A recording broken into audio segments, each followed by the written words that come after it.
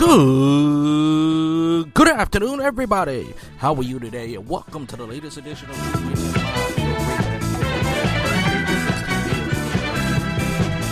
2022. And of course, this is yours truly, Andrew L. Perry.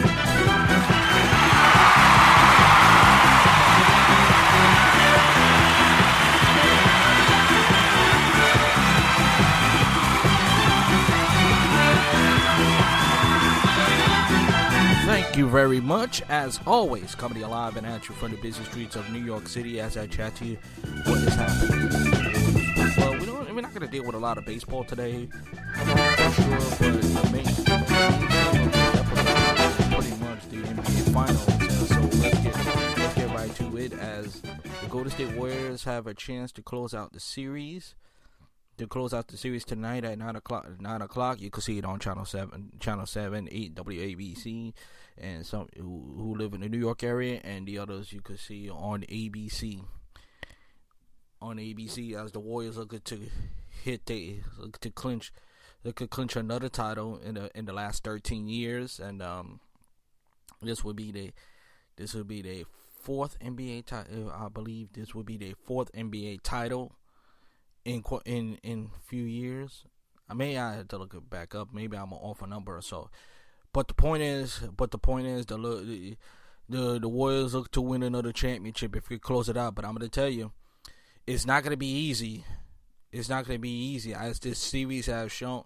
That Boston don't count on for 1 second that this is going to be a lock, because Boston, despite the fact if they haven't turned the ball over, and if they haven't turned the ball over, and this series I feel could have been more tight than we could imagine, because if you really pay attention, these teams are pretty much even, except the Celtics have size.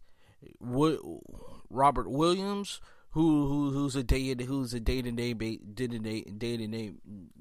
I don't know if he's gonna play tonight or not, but they're gonna have these guys suit up because it's do or die. It's do or die time for this game itself. Forget about Game 7 right now. They got to take care of Game 6 first. Then we worry about Game 7. But Celtics are 6-5. Celtics are 6-5 at home. So these at home. So and they shot almost close to 40. Or they shot almost to 40%. These two teams in Game 5, the Warriors shot 47% in Game 5, and Boston shot 41%. Shot 41%. The only reason why in Game 5 the Boston Celtics lost that game, because they turned the ball over way too much, and this is the first time I have seen in the Steve Kerr, Steph Curry era, a team hold Steph Curry in check. But even though Steph Curry, if I remember correctly, I don't remember Steph Curry make a 3-point shot. I don't recall Steph Curry make a 3-point shot. I don't know. Maybe I could be wrong, but nevertheless, they hold Steph Curry in check, and Andrew Wiggins had a huge night, 26 points, shooting. Like I said, the team shot 47%.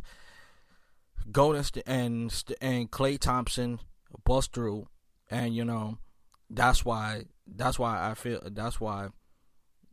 of the reason why the Warriors won the game, and plus they capitalized on turn. Go back to what I said earlier about turnovers. They capitalize on the Celtics miscues. Too many turnovers, little break from the refs. Let's be honest, because that play in the third quarter. That play in the third quarter where he went out. It went out of Jaylen Brown's hand. It went out of Jaylen Brown's hands, and even though when I wasn't sure it was Wiggins who grabbed Jaylen Brown's arms, they should have called a foul right there. They should have called a foul right there, and I don't know why they didn't do that, but I don't know. But that's neither here or there for me. I think the Golden State. I feel like they just out. And if you watch the game, the Celtics they ran the Celtics out of the gym. The Warriors did. And this is the first time in this playoffs that the Celtics look fatigued. They look tired. Even though Jason Williams got his points, but Marcus Smart, I feel like he's the main factor. He still lead the team in score. He still lead the team in scoring in this series, and the Celtics got to make shots and stop turning the ball over. They have turned the ball over 6 times, and when the Celtics turn the ball over, they don't win a lot of games. They're 1-7 in the last 16 games when they turn the ball over. And the Celtics got to do a better job of protecting the ball, and not let the Warriors run you out of the gym, and because we saw it in game 1, we saw it in game 1, and we saw it in game 3 when the Celtics team shoot well, and I'm talking about from the 3. Because just like the Warriors, the Celtics the stars don't need to perform. Jason Tatum could struggle and the team will step up, and the other cast of players will step up. We've seen it before. We've seen it in the Milwaukee series, we saw it in the Heat series, and we saw it in this series as well. So I'm not gonna count them. I'm not gonna one of those guys. I believe at the end of the night, at the end of the night tonight, we will have a game 7, and hopefully we see a game 7. I hope we see a game 7, because I would love to see a game 7 in the NBA Finals. I always love to see a game 7 in the championship game. And these are two teams. These are two evenly matched teams. If you really think about it. Except that the Celtics have bigger size than the Warriors, and they really don't have no shot block outside of Draymond Green, but that's all they have. And Draymond Green, and plus, let's not forget. Let's add this into the mix too. The fans is Boston is going to be electric. It's going to be rabid. It's going to be, and I expect to have a nasty environment, and if the Warriors going to win the championship tonight, they gotta keep their composure. What I mean by keep my composure, don't let the fans get it. Don't let the fans get in your head. Just let you know. Listen, we only going back to San Francisco to do one thing only, and that's to celebrate winning a championship. That's if I'm the Golden State Warriors. If I'm Steph Curry, if I'm Steph Curry, if I'm Klay Thompson, if I'm especially Draymond Green, I want to wrap this up tonight. The last thing you want to do, even though they have home court, we want to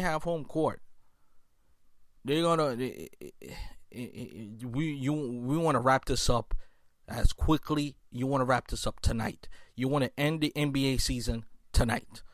That is your goal. For the Celtics, you want to go to San Francisco one more time for the 7th game. Even though at times they have struggled, and this is how can I forget to throw this into the mix? This is the first time in this playoffs they have lost 3. They lost a game after they lost a game after. This is the first time this NBA playoff seat. This is the first time in this year NBA playoffs that they have lost 3 straight. Boston Celtics have never lost 3 straight. It is the first time they lost back to back. As a matter, lost back to back. So I don't believe they're gonna lose 3 straight. And they gotta their defense. This defense has been legit, and they have proven us wrong time and time again. Now this is the time to show up. This is the time to show up if you're the Boston Celtics, because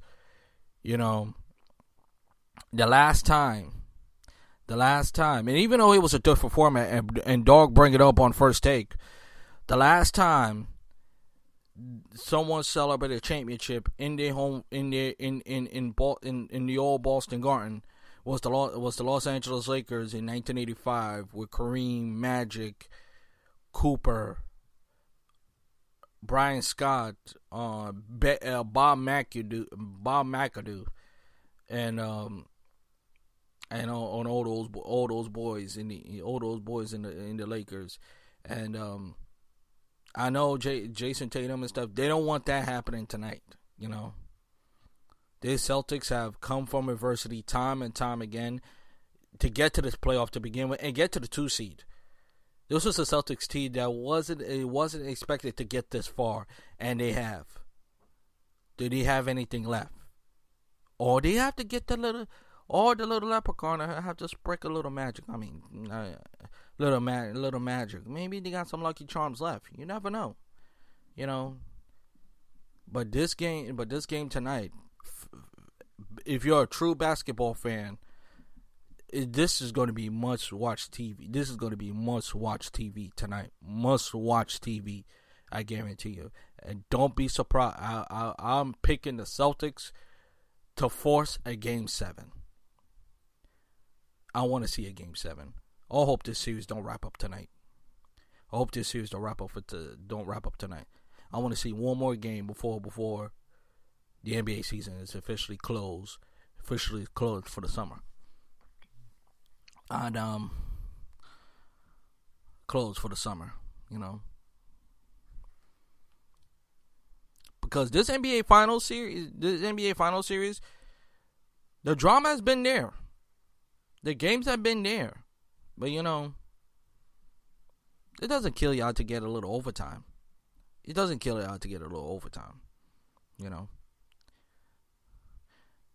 But as far as the... that's it for the NBA for now. Everybody heard what, as far as Tyreek, I heard Tyreek Hill said something was criticizing Patrick Mahomes in his podcast. Listen. I've been through this road. I said this a month ago. I'm gonna say it again. You gonna leave Patrick Mahomes? You leave a great quarterback for Patrick Mahomes to play for Tua, who have not yet proven to be an elite quarterback yet. You better hope that you're in the playoffs around November and December, because let me tell you something. If the Dolphins is not fighting for a playoff spot, when it's like week 14, like after Thanksgiving, Tyreek Hill is gonna end up kicking himself. He's really gonna kick himself after that. But Patrick Mahomes say he still love him at the end of the day. Maybe he try to get a little buzz. Maybe try to sell his podcast. Man, maybe to some degree it's true. But again, you leave a great quarterback for a guy in Miami who haven't paid his dues in a quarterback yet, and this is like his 3rd year. And to me, Tua, this is a make or break year. This is gonna tell me if he's gonna be a good quarterback, if he's gonna be a great quarterback, or he's just gonna be an average quarterback in the National Football League.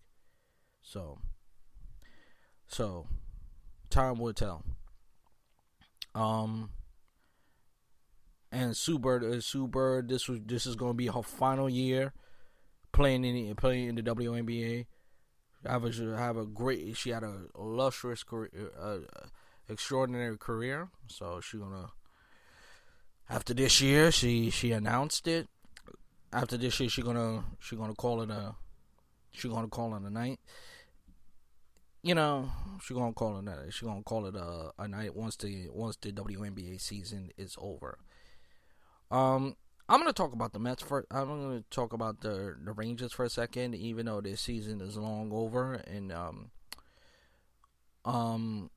even though I have to admit I didn't pay attention much to hockey that much. I always pay attention to hockey when it's the playoffs. I feel I gotta give the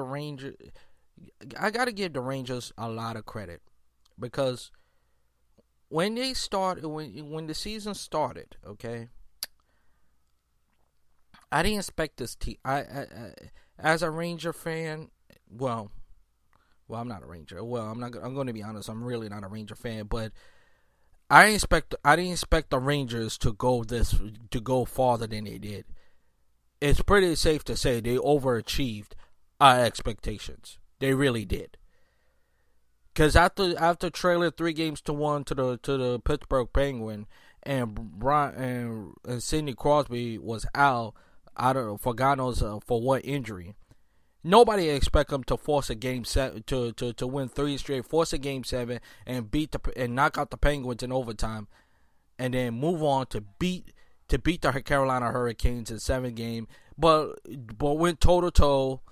And give the city something to buzz about in quite some time, and was this close to force a game 7 in the back-to-back defending Stanley Cup champs, which is the Tampa Bay Lightning, and went tooth and nail. Almost, it was a close game in Game 6, and all they needed was one score to tie it. And listen, you could it's pretty obvious Tampa Bay is a better team than the Rangers, no doubt about it. But to me, if you're a Rangers fan, there's something to hang. They're saying the Ranger fans really have nothing to be ashamed of. There's a lot of ways you could use it. You could pretty much say they play with house money. Or they did play with house money this year. I'm talking about the New York Rangers. Or, they could use this momentum to next year. Say, you know what, we got to get back. We got to get better. Use this momentum to get back to the Stanley Cup final for the first time since 1994 and since 2014, and actually win it since '94. So it's been 1994 is a very long time now. So the Rangers have look something to look forward to, and a lot can happen. A lot could change, But also you got to look at this. When you have a team like, you could also, as a Ranger fan, you could also look at this. When you have a team and you have the defending champions on the ropes, you got to put them away. And the Rangers didn't do that. Yes, like I said, give them credit for overachieving. But here's in the future. If you have a team on the ropes, you got to put them away. You have to put them away. Because one game, especially when you're down 2-0, okay? One win sometimes can change a series. Ask the Atlanta Braves in 1996 when they had the Yankees in the ropes down up 2-0, and the Yankees won 4 straight to win that championship in 1996. Same thing with the Dallas Mavericks in 2011. They was down 2-0, and the Miami matter of fact, 06, Mavericks was down 2-0, and Shaq and Dwayne Wade and the Lakers came all the way back to win that series. Forward 5 or 6 years later, 2011, the Miami Heat was down 2-0, and the Mavericks came back. Dirk Nowitzki came back. Dirk Nowitzki and the Mavericks came all the way back and won that series. What I'm trying to say, when you have a series lead, don't fool around. Put that team away. And the Rangers didn't do that. And it's hard to believe. The Tampa Bay Lightning in last two springs, the two New York teams, the Islanders and the Rangers, give New York City something to cheer about, and they were this close to play in the Stanley Cup final. Remember, the Islanders lost Game 7 to the Tampa Bay Lightning, and the Tampa Bay Lightning beat the New York Rangers to get to the Stanley Cup Finals. And even though the Tampa Bay Lightning lost an overtime thriller against the Colorado Avalanche in Game 1, but I'm gonna stick. Let me stick with the Rangers. Give the Rangers tremendous credit for overachieving their expectation, and hopefully they get back there next year and get to the Stanley Cup and finally win it. Now let me get to the Mets. And despite the fact, yes, they lost 10-2 last night to the Milwaukee Brewers. That if I'm the Mets, even though it's not their fault of their own, they still have the best record in the National League. They're still in the top of the NL East. I think they gotta be very careful and don't get too relaxed, because the Braves are coming. They have won 14 straight.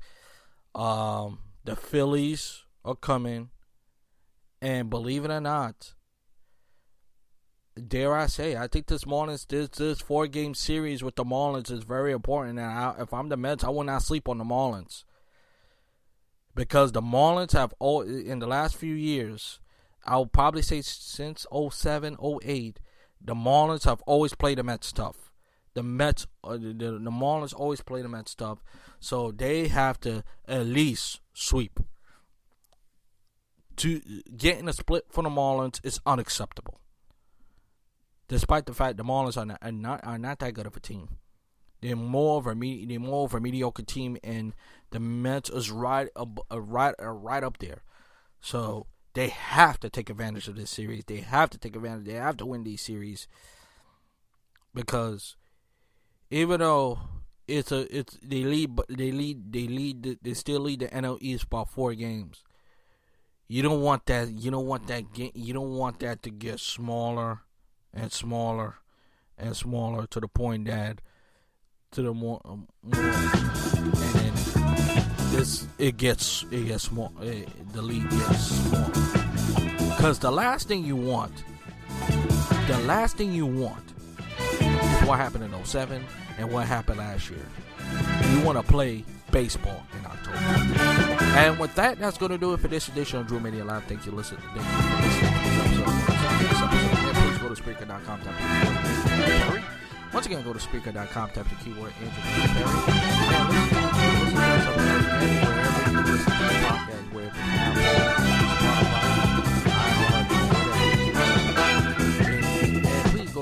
please go to my YouTube channel. Go to Andrew L. Perry. Go to my YouTube channel. Please like and subscribe if you like my content. Please like, share, and comment if you can. Until next time, this is Andrew Perry. Always saying to you, I'll talk to you in the next Drew Media Live. So long, everybody. Enjoy the rest of your Thursday.